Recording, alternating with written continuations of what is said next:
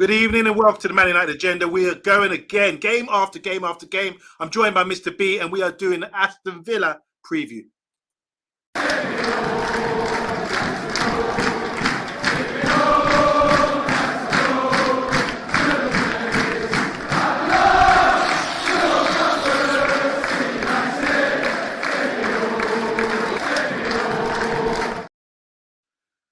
We are the hardest working men out here, Mr. B. I have to say that. Not only do we have a day job, but we have our hobby as well, which I wouldn't say it's a job. I enjoy it. I enjoy doing this, but it's relentless at the moment as we come to the closing few weeks of the season. Game after game after game. It's punching. So I'm going to definitely buy you a drink at the end of the season, Mr. B. It won't be milk. It'll be something stronger than that, hopefully, because for all the committee, we put some hard work in this season, and once ago again we go again. But how's your day, man? I know tell people what you've been through today. It's been too long. I've had about 6 minutes break between 6 o'clock this morning and the start of this show.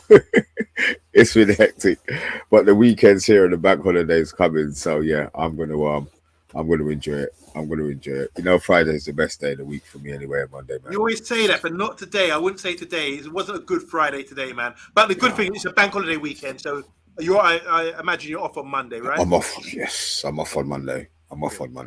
So there you go. I want to say, how's everyone out there? How's your day going? Big up to Glenn James. Don't forget to check out the merchandise, the mugs. I don't know if anyone's got one on display right now. I haven't got mine. No, I haven't got mine. Yeah. Unfortunately, but we got some fantastic mugs. Only £10 each at the moment. So go and check out the merchandise page, please, guys. Big up, Glenn. Hope you're doing well. Big up to Tyrone Williams. How you doing? He said, "Evening, boys." How are you, Tyrone? You good? Everything good with you? You looking forward to the weekend? You looking forward to Aston Villa? Big up to all the way from Ireland to Robbie Norman. Robbie, how are you, my friend? It's been a long week. How are you feeling? You happy? You healthy? I hope so. And here's our top guy. I've got my kit ready. A number 10 for you, Ed Mayhem. See you next week. That's right. Next week. Oh, wow. Ed Mayhem. I'm going to message you after the show. Maybe no. I'll message you over the weekend. And we got to talk about tactics and that kind of thing. Yeah, Ed? Because I don't know where you are. Obviously, you're going to be around me and Mr. B on the pitch. We're playing Talk TV. And, we just want to see what you got, what you can contribute to the team. Because you contribute brilliantly to the channel, but let's see what you can do when it really matters, you know? Otherwise, we might have to sub you. So let me know. And finally, HD Gamer, Glazer's out. There's been some news today. We will cover that as soon as we finish this preview. Anyway, let's move on. Mr. B, we're playing Aston Villa, team on the rise. What's the team news? What have you heard on the grapevine, bro? Maguire's back.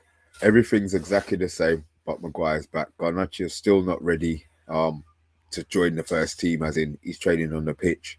Yep. But it's only Maguire, to be fair. I'm glad that there's nobody injured. I'm glad that he's got a choice now of who he wants to pick. Funny enough, there wasn't anything on McTominay, so I'm wondering if he's available as well for the game tomorrow.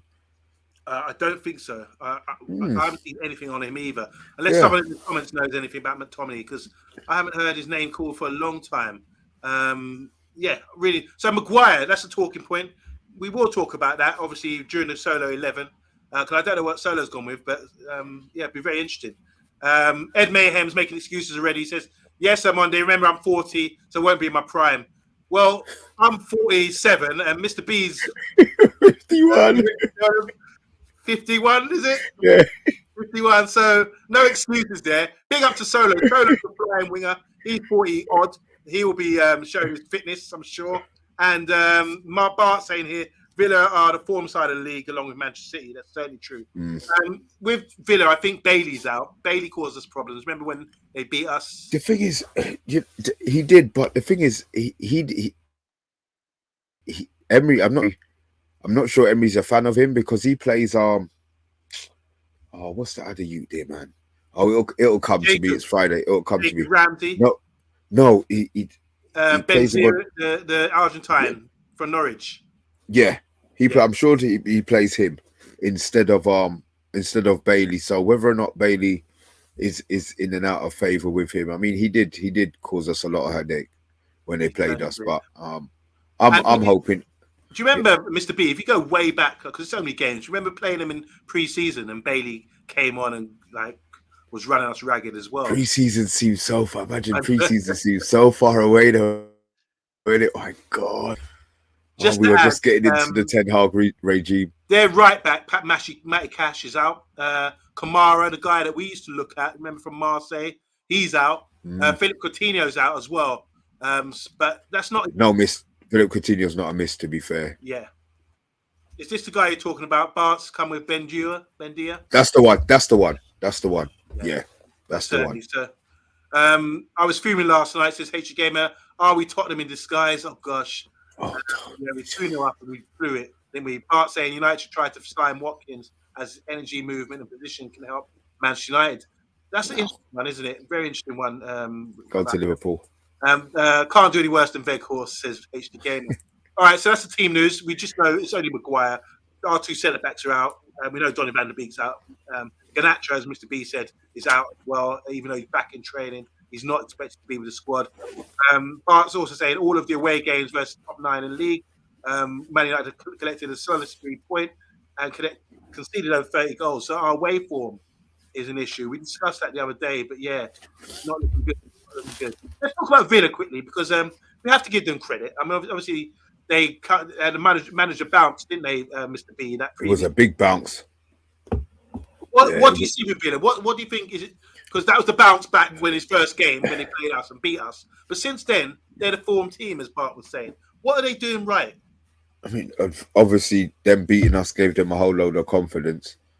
He's got belief in them players. He's transformed them. I mean, you look at Tyrone Mings. I know, you know, I know you kind of like Tyrone Mings. I don't. Oh, you do? Oh, you don't. Oh, it wasn't you. Oh, it's not you. Okay, then. Good. Okay, then. Oh, it's bath time. Okay, apologies. Oh, boy, I saw the look that you gave me there when I said you like Tyrone Mings, boy. No, to be fair, he's got them playing really, really well. Ollie Watkins, he's scoring home and away. He set up a Villa record the other day, scoring 6 away games in a row. Oh, wow. So he's on top form. The fact that they are playing away is good for them, but also us at home. I've been feeling quite confident of us at home. We turned it into a fortress, but they'll hold no fear, and they would like to do the double over us. Let's be honest, that will be something that will hold them in good stead. I mean, they're in 5th at the moment, but Brighton have got a whole load of games on them at the moment. Okay. So I think until the games level up, their position might be slightly false due to the games that other teams have to play. But fair play to the manager. His name's Unai. Do you think though, obviously at Arsenal, do you think he went in too early after Wenger? No, was he? He wasn't the first guy after Wenger, was he? I think he was the first one. I think it was. Yeah, he was. And obviously him being there that long, but it's the only really club that he's failed at. If you look at, obviously, he failed. I don't think he failed at Arsenal. I thought they made a mistake letting him go because since then he went on to do something Arsenal have never done and haven't done for years since '94, which is win a Europa League or a UEFA Cup with Villarreal, a so-called Leicester team. He went to Paris. He was at Paris Saint-Germain as well, wasn't he? And he's also won various Europa Leagues with Sevilla as well. This guy is decorated. He's got trophies. He's a winner, and he had a lot to sort out with Arsenal Football Club. And I thought he was doing a good job before they got rid of him. Because remember, Arsenal were at a point where they're saying top 4. They were happy with. They weren't happy. They were upset with just getting top 4 and qualifying for Europe 23 years in a row under Wenger. And I think they dropped off a lot because they were too greedy and they missed out on a great manager. I believe he's very proven. He's proven. You can't disguise that. And what he's doing really well as well is he's like with Man City. And with other clubs in Europe, top clubs, especially Man City, they play a box midfield. This is all the rage now, isn't it? And he's brought that to Villa. This is why players like Bailey can't get into the side because he's a wide man and he can't get no joy at the moment. The box midfield would be Douglas Costa and McGinn at the base, and ahead of them would be 2 central guys, which would be Jacob Murphy and Bendia. And they just play. Yeah, and then obviously with Watkins up front. So this is like very difficult to deal with. It's the box midfield really outnumbers other teams in midfield and dominates. Arsenal play it as well by bringing the left back into midfield, and then you got Partey in the left back, and then you got above ahead of them the two left footers with Odegaard and United don't play that then. Well, we haven't seen that yet. The other day, last few weeks, it's been Casemiro and Eriksen and Bruno ahead of him. So not quite yet. But to have that, I think you have to have the right personnel. And I don't think we've got the right personnel. You have to have good ball players in there who can contain the ball, control the ball, and keep it really well. And so it's a certain kind of type of player that needed for that role. If you're looking at Fred and McTominay, I don't think they're capable of doing that at the moment. So that's probably why we're not playing that. But that's the way forward, it seems. Pep has revolutionized football in every country he's gone to. In Spain, in Germany, and now in England, people are starting to replicate what he does in their own little best way they can. So this box midfield is a new breed, and we're going to be up against it again. Villa have been really dominant with that in the last few weeks. Bloody Villa. Should we go for some comments quickly? Yes. What do you guys think of Villa? What are we saying here? Obviously, Bart will return to this. Villa, the form side, along with Man City. Bart as well saying United should try to sign Watkins. We touched that one again. Villa have a good squad, full of talented players like Ramsey, Watkins, Mings, McGinn, and Martinez, who's the goalkeeper from Arsenal. Steven Gerrard deserves some credit for assembling a good squad. Talk to me, Mr. B. Why are you shaking your head? No. He bought the players. Yeah, he bought the players, but he couldn't coach them. And was it really him buying the players? I know he definitely bought Coutinho. Yeah. But did he really buy the rest of them? What does Gerrard know about players, really? Director of football, maybe? Yeah, he done well at Rangers, but then there's only two teams up there. There you go. Emery has won more trophies than Emery in the league. That makes sense. He was good at Arsenal, lost top four by a point as finalists in the UEFA Champions League, won the league at PSG, won UEFA Europa League with Sevilla and Villarreal against us, of course. Serial winner. Yeah. HG Game is worried because we're talking Villa right now. Villa have good owners, expect them to consolidate their European slot in the summer. Any comments on Rojo's response to being asked on Oli? I haven't read it. I haven't read it yet, but I know I think he called him a SOB or something like that. Oh, wow. I haven't read the whole article. I said I ain't had no time to catch up on anything yet. Oh, God. HG Game is saying one goal would decide the whole game, in his opinion. That'd be tight. Villa would be a difficult game. Big up to Miguel. How you doing, Miguel? Welcome back to the channel. Ed Mayhem saying here, we seem to have a habit of taking control until we score and then sit back, allowing the eventual pressure to take its toll. A bit like yesterday. Villa, very capable of taking 3 points on Sunday. Damn. And Bart saying here, more trophies than all the other managers in the league bar Pep. Okay, that's what he's saying. And finally, Miguel saying, what's your take on Martinez signing at the panel? Emi Martinez signing at the panel. What's Emi? Oh, the goalkeeper he's talking about here. That was a good signing from Arsenal. He knew him from Arsenal. He wasn't getting any games, and he's proven to be a good goalkeeper. He's very good. We look at penalties. Yeah, mentally. Yeah, yeah, definitely. He's got presence, man. He's got presence. You agree? So, is he one of the top goalkeepers in the league? I'm not World Cup winner. I'm going to say he's one in the league, but he's got presence. He gets in players' heads. You know, he does stuff that maybe, might be very, very borderline. But yeah, I would take my goalie doing the stuff that he does, especially if you save it.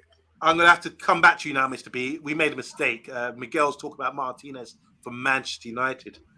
And he's saying, what's your take on the signing of Martinez? I think he's fantastic. What, Lucha? I think he's fantastic. Who's Emi Martinez? He's saying Emi Martinez. I don't know. Is Emi Martinez the goalie? I don't know. I'm getting confused here. But let's talk about our defense centre-back, Martinez, please. I love him. I think he's fantastic. I think he's everything that tonight. He knew what he was getting. Obviously, we didn't know. And that's the beauty of him coming into the club. Nobody had seen him really. Everybody would say, I watched Dutch football. No, you don't. No, you don't. You might see him in the Champions League, but he came in and from his second or third game, I think he's been magnificent in most of the games he's played. Yeah, most certainly. All right, we're getting confused here. Emi Martinez is the keeper. We spoke about both anyway. Yeah. Big up the bath time. We'll be. I was going to say we're doing a show later. All right, so Villa, obviously, they're the form team. Let me just read out a few stats about Villa, about their form and what makes them so good. And we also discussed a little bit about them. But when we look at it, Villa have gone 10 Premier League games without defeat, winning 8 for the first time since October 2011. They have kept 7 clean sheets and only conceded 3 goals in an unbeaten run. It's 6 wins and just 1 defeat in 9 away league fixtures for Villa, so they can play away from home. As many victories as in all 19 attempts when Steven Gerrard was coach. Villa have scored in all 20 Premier League matches since Emery took charge, the longest streak from that start of the manager tenure in the competition's history. Wow. And Ollie Watkins has scored 11 times in 14 league appearances. He needs just 1 more goal to become Villa's first player to reach 15 good top flight goals since who? A decade ago. Can't hear you. Gabby? No, not Gabby. Who else played for Villa? Who played for Villa? A big striker for Villa 10 years ago, scored more than 15 goals. You're asking the Came wrong from kid. Belgium. Ended up at Liverpool. No, I'm gone. Ben Teke. Yeah, Ben Teke. He was the last guy. Yeah, Hit good goal. Obviously, we talk about Levajevic, the Croatian keeper, cut price deal as well. Give Tyrone Mings stats. No, we're not going to do that. It wasn't the yes, it was Ben Teke, and we got that. Anyway, what's this? Maguire versus Mings comment. Read the Maguire versus Mings comment. I'll go and look for it. But most importantly, guys, we're going to think about a team. We saw what happened yesterday. Guys, I want your opinion as well from what we're seeing. What is our strongest side? What side do we play to beat Villa? Because every week we ask our man Solo to put together a side that will win us the game. And it's very rare he gets the right, he's on the same page as Ten Hag. But here we go. This is what our very own Solo 11's gone with today. It's if I just get rid of this banner. Thank you. And then we can go. There you go. Here we go. Solo 11. So, guys, I want you to think before you start commenting. Just let me have this. Is this the best side? Break it down for us. We want to beat Aston Villa. What have they got in midfield? What makes them so powerful? What makes them so good? Have we got the right personnel to match them? We're playing at home. Have we got the penetration here? They've got great defense at the moment. Can we counter their box midfield? Does Harry Maguire get in the side for you? So many question marks. Mr. B, over to you. What do you think about this Solo 11, please? I'm very, very surprised. I'm very, very surprised. I think he would you be picking Sancho after his performance in the week? I would. You would, yeah? Yeah. I mean, to be fair, that's probably the only sticking point from what we had, from what he's put in. I would go with what he's put out, to be fair. Sancho, maybe. Are you happy with the centre back period? Well, look, we got to deal with Ollie Watkins, and he can run. He's strong with his back to goal. He can run into the channels as well, but he doesn't do that anymore. Apparently, from what I've heard from coaching sources, is that he's only running the width of the 6-yard box. So that's the area that he operates in now. He doesn't run the channels anymore. He saves himself, and he comes alive within the width of the 6-yard box. So it's just beyond the goal, with the width of the goal. And that's why he's scoring so many goals. The manager sat him down and got him to look at strikers that he's played under, especially Cavani at PSG. And he's really studied to look what makes these guys so effective. And he's not doing all this donkey work. I mean, we know this guy has got lungs, 2 big lungs. He can run all day, and run into channels as well, which is very effective at. But it's not Graham Taylor manager, where he just hits it down the channels and tries to play pump possession like that. This guy's scoring goals because he's doing less work and he's coming alive within that central area, which is really dangerous. So that you have to give these guys credit, because Watkins has turned now from they spent a lot of money in him, I think 29 million or 30 million from this championship, which at the time was quite a lot of money. But I just think to myself, how do we deal with someone like that? Because of his mobility, I think Shaw and Lindelof will be fine. But for the physicality of this team, will Lindelof and Shaw get muscled out? You got Jacob Murphy, he's a tough, rough young youth who's super strong. They've got good runners as well from midfield. Can Casemiro and Ericsson deal with these runners? Power, pace, that kind of thing. There's a lot of question marks for me. I don't know what you guys think in the comments, but there are a lot of talking points. I would say Sancho has to start because he retains the ball, and I think we need to do this at home against Villa and really play in their half and camp them in there and stop. So Martial doesn't start. No, I put Rashford up. I thought Rashford done all right, bringing the ball out, coming to receive the ball and from deep. Do you remember laying it off one touch? He set up Sancho, didn't he? From picking up the ball deep. Lindelof played between the lines, goal against Spurs. He came deep, picked up the ball, rolled off his defender, beat a couple of challenges, played it wide, and Sancho scored. So that's exactly what we get from Martial. So I think he's just as effective in that role, and plus he's got the pace getting behind. Your thoughts, Mr. B? I'm going to go through some comments too. Okay, I want to ask the guys in the chat. Obviously, Wan-Bissaka. Are we really going to sell him? Are we really going to sell Aaron Wan-Bissaka? I know he looks gangly, but defensively, he's putting man's lights out here. He is really putting fires out. So, you know, what we do with Wan-Bissaka? Because I actually think now he's playing better than Dalot did. Yeah, brilliant, isn't he? I don't know. Yeah, I want to hear what people have to say. We know what we think anyway. John McGinn says by half time is going to smash our pudding and tractor in midfield. That would be Ericsson and Casemiro. The lineup's not bad, says Pat Miguel. He says it's a good one. So Solo, I hope you're listening to this. Bart saying I agree with the lineup. I would give Palestri a go though. Otherwise, it's your strongest side possible. Lindelof would get exposed versus Watkins. That's a tough battle, isn't it? That's the best centre-back pairing we have, says Robbie Norman. Yeah. Rashford here has 41 goals and assists so far this season. Can he hit the magical mark of 50? We've got Bartine saying here, it's a bit Mike played, to be honest. McGinn's got too much muscle and legs for Ericsson. Casemiro, so Bruno, pivot, and Sabitzer, number 10 for him. So that's an interesting one. And that's actually, you know what, that's a good point, actually, you know. Ericsson... When we're dominating the game, Ericsson is a great player. Or when he has, I mean, Casemiro has he hasn't been the same. He hasn't been the same since he's come back. I don't think.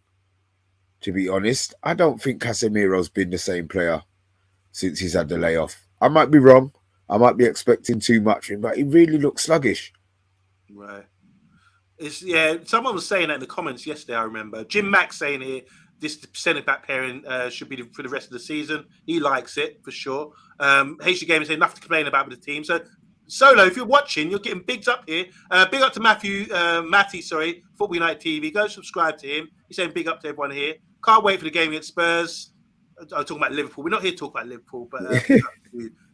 Rob Show, say, Bart, tune in at 10 o'clock, then you can talk about Liverpool. That's Thursday, 10 o'clock. Yes, COP TV. No, this 10 o'clock. No, tonight, 10 o'clock. I beg your pardon. You cut out. I thought you were talking about the COP TV, who we're going to play next Sunday. Miguel saying Aston Villa's good runners in a very fit side. Every forward in the league will have looked at how Kane absolutely dominated Shaw in the second half with his lack of experience at centre-back. I'm not very sure Ten Hag will want to put Shaw at centre-back this weekend. Interesting, that. So that means Maguire's the only one to come back. So that means Maguire. So you saying Maguire plays, yeah? I don't know if he said, put it out there to half time. Jim Mack saying Casemiro should be match sharp next match. He was looking a bit leggy. Let's be honest, we've played a lot of football. As you asked the question, Mr. B, it would keep Aaron for a second season. That's Jimmy Mack. Bart saying here, Wan-Bissaka 40 million is a no-brainer. Fring Fong or Timber are upgrades. Want to say hi to Zoe Media House. Go check them out. Mr. Bart saying, can Ericsson play as number 10 and rest Bruno? Play Sabitzer alongside Casemiro. Ooh, I don't think Bruno has to play every minute of every game. He has to start every game. I'm not having Bruno being benched. His foot was big like this the other day. You know, he had his boot on. He kept it, and then he's turned up and played. So yeah, I'm not having anybody other than Bruno playing. Okay, let's take down the Solo 11. We've got 14 watching right now. Let's just finish up with these Make sure you press the like button, guys. Bath time saying here, no, you're right, Mr. B. He's been paused since coming back from suspension. Zoe saying here, there are paper reports that Casemiro wants to sign, or it might be signing for Bayern Munich. Say it again. I heard this earlier in the week, but Bayern Munich maybe want. This is Thomas Tuchel wants Casemiro.